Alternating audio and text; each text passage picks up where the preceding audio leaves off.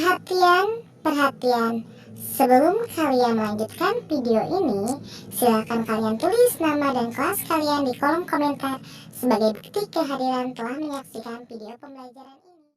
Assalamualaikum warahmatullahi wabarakatuh. Hai anak-anak kelas 3 yang solih dan solihah. Alhamdulillah, hari ini berjumpa lagi dengan Ibu. Dan seperti biasa kita akan mulai kembali pembelajaran kita di tema. Oke, sudah siap belajar? Jangan lupa sebelum belajar kita harus membaca doa terlebih dahulu. Yuk baca doa bersama. Bismillahirrahmanirrahim. Hari ini kita akan belajar tentang pentingnya menjaga kesehatan akibat perubahan cuaca di subtema 3 pembelajaran 4. Agar tubuh kita tetap sehat dalam menghadapi perubahan cuaca, apalagi cuaca seperti sekarang ini ya, kita harus banyak-banyak berolahraga teman-teman. Kenapa? Karena dengan berolahraga kita membuat tubuh kita tetap hangat. Tubuh yang hangat tidak mudah terserang flu saat cuaca hujan. Nah, berikut ini adalah contoh olahraga yang dapat kita lakukan agar tubuh tetap sehat saat cuaca hujan. Nah, kegiatan olahraga yang bisa kita lakukan yaitu bergantung sambil berputar. Nah, kamu bisa siapkan alat dan tempat untuk bergelantungnya ya. Kemudian berayun sambil bergantungan, sama seperti gambar yang pertama. Nah, kamu bisa melakukannya di rumah ya. Teman-teman, perlu kita ketahui bahwasannya perubahan cuaca dapat terjadi kapan saja. Perubahan cuaca juga tidak dapat kita hindari. Oleh karena itu, kita tidak boleh berpangku tangan atau berdiam diri. Jadi apa yang harus kita lakukan agar stamina kita tetap kuat dan tubuh tidak mudah sakit? Nah, caranya adalah stamina tubuh harus dijaga. Untuk menjaga stamina tubuh tersebut, kita harus melakukan hal-hal berikut. Nah, untuk menjaga stamina tubuh, lakukanlah yang pertama, makan makanan bernutrisi tinggi, rajin berolahraga, istirahat yang cukup, dan minum suplemen atau vitamin bila perlu. Nah, sekarang coba kita perhatikan gambar berikut. Nah, di situ terdapat gambar anak tampak sakit akibat perubahan cuaca. Tampak pula perawat serta teman-teman dan bu guru menjenguknya. Nah, makanya jika kita tidak ingin sakit, maka jangan main di luar rumah saat cuaca sedang hujan. Di samping itu, nah, kita harus berdiam diri di rumah bila cuaca sedang tidak bersahabat teman-teman. Kenapa? Karena suhu udara yang panas atau hujan itu tidak baik bagi kesehatan. Maka janganlah beraktivitas atau berkegiatan atau bermain di luar rumah saat cuaca seperti itu ya. Nah, perlu kita ketahui juga, rumah merupakan tempat untuk berlindung. Dari apa? Dari udara panas dan dingin.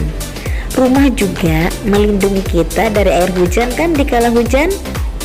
Nah, kita dapat melakukan kegiatan lain di dalam rumah saat cuaca dingin ataupun hujan ataupun panas, seperti beristirahat atau belajar di dalam rumah. Rumah adalah bangunan untuk tempat tinggal manusia. Manusia membangun rumah agar aman dan terlindung dari hal-hal buruk seperti hewan buas, bencana, dan lain-lain. Salah satunya berlindung dari cuaca buruk teman-teman. Manusia membangun rumah yang sesuai dengan kebutuhan mereka. Untuk itu, dibutuhkan bahan bangunan yang terdiri dari berbagai jenis. Kalau di perkotaan, bahan bangunan dibeli di toko bangunan. Adapun di pedesaan, biasanya bahan bangunan selain dibeli dari toko, juga dapat diperoleh dari lingkungan sekitar, seperti di kebun atau hutan sekitar yang bisa mereka ambil pepohonannya untuk membangun rumah. Di Indonesia sendiri, kita dapat menjumpai berbagai bangunan rumah yang dibangun dari bahan-bahan alami. Bahan-bahan itu didapat langsung dari lingkungan sekitarnya. Umumnya, rumah-rumah itu merupakan rumah adat. Di Indonesia, yang masyarakatnya terdiri dari beragam suku bangsa, terdapat pula beragam rumah adatnya. Bentuk yang berbeda menandakan keragaman budaya dari seluruh suku bangsa yang ada. Nah, sekarang Ibu akan perlihatkan contoh ragam rumah adat yang ada di Indonesia. Nah, namun jika kalian ingin melihatnya lebih nyata dan lebih jelas, kalian bisa berkunjung nanti ke Taman Mini Indonesia Indah atau TAPMII. Di sana banyak sekali rumah adat atau anjungan rumah adat yang bisa kalian lihat. Gambar rumah adat yang ada di layar kalian ini hanyalah sebagian kecil dari rumah-rumah adat yang ada di Indonesia.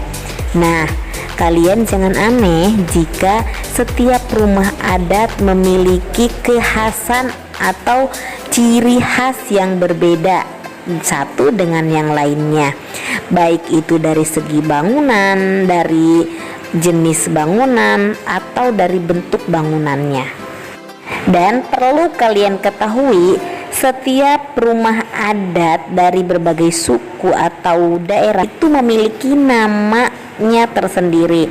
Seperti yang pada gambar yang tadi, di sana ada rumah adat Minangkabau. Nah, rumah adat Minangkabau itu memiliki namanya Rumah Gadang. Nah, ada juga rumah adat Papua. Rumah adat Papua itu ada namanya Rumah Honai.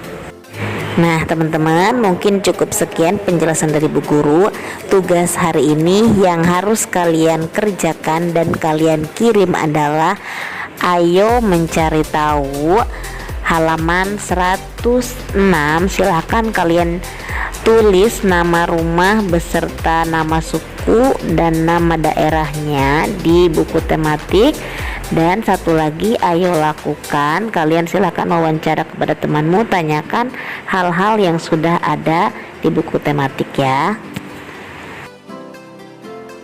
Baik, mungkin cukup sekian yang dapat Ibu sampaikan. Insya Allah kita bertemu lagi di pembelajaran berikutnya ya. Billahi taufik wal hidayah. Wassalamualaikum warahmatullahi wabarakatuh.